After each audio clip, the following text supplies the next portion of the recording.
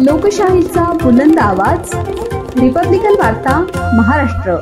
मंदिरात गोमांस टाकणाऱ्या नंदकिशोर वडगावकरच्या अटकेनंतर मुस्लिम समुदाय आक्रमक। गावात चितावणीखोर भाषणे देणाऱ्यांवर गुन्हे दाखल करण्याची मागणी।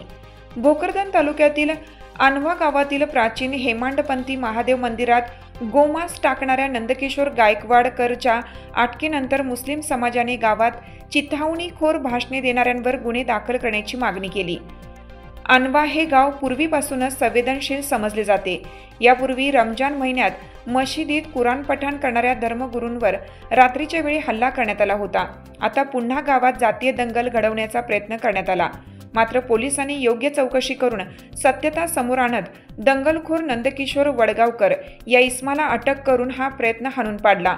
मुख्य आरोपीला अटक होताच मुस्लिम समाजातर्फे जालना जिल्हा पोलीस अधीक्षकांना निवेदन देण्यात आलं की निवेदनात असे सांगितलं की गोमांस टाकले या घटनेनंतर काही समाजकंटकांनी दोन समाजामध्ये द्वेष पसरवणाऱ्या घोषणा दिल्या। तसेच आंबड येथील साध्वी धर्मसिंहनी गायत्री दिदी यांनी गावात सभा घेत मुस्लिम समाजाविरोधात भडकाऊ वक्तव्य केलं, तर पारद येथे राधेश्याम महाराज यांनी सुद्धा अशा प्रकारच्या धमकीपूर्ण घोषणा दिल्या आहेत। तसेच घटनेमागे कोण कोण आहे, तसेच गावात दोन समाजामध्ये दंगल घडवण्याचा प्रयत्न करणारे मुख्य सूत्रधार कोण आहेत याचा तपास लावण्यात यावा अशी मागणी निवेदनात करण्यात आली। गावात वारंवार घडणाऱ्या अशा घटनांमुळे अल्पसंख्याक समाजात दहशतीचे वातावरण निर्माण झाले आहे। पोलीस प्रशासनाने संबंधित आरोपींवर कठोर कारवाई करून मुस्लिम समाजाला संरक्षण द्यावे असंही निवेदनात सांगितलं आहे।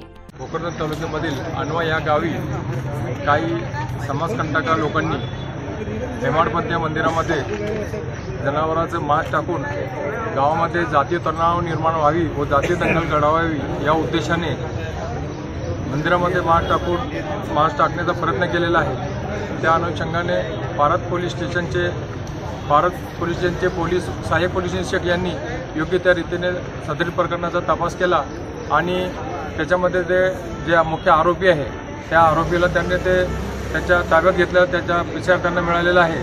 आणि आज या सर्व गावकऱ्यांची अशी मागणी आहे की या गावामध्ये ज्या समाजकंटक लोकांनी हे प्रकरण घडवून आणलं त्यांच्यावर योग्य ती कारवाई झाली पाहिजे आणि गावामध्ये शांतता आणि सुव्यवस्था टिकून राहावी यासाठी पोलीस प्रशासनाने सर्वांना मदत करायला पाहिजे।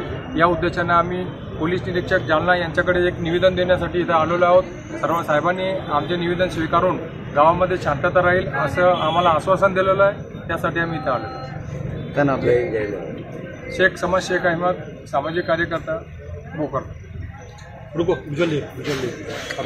रिपब्लिकन वार्ता Maharashtra वृत्तवाहिनीसाठी Aurangabad Marathwada उपसंपादक Akbar Shah. Subscribe now and press the bell icon. Never miss an update.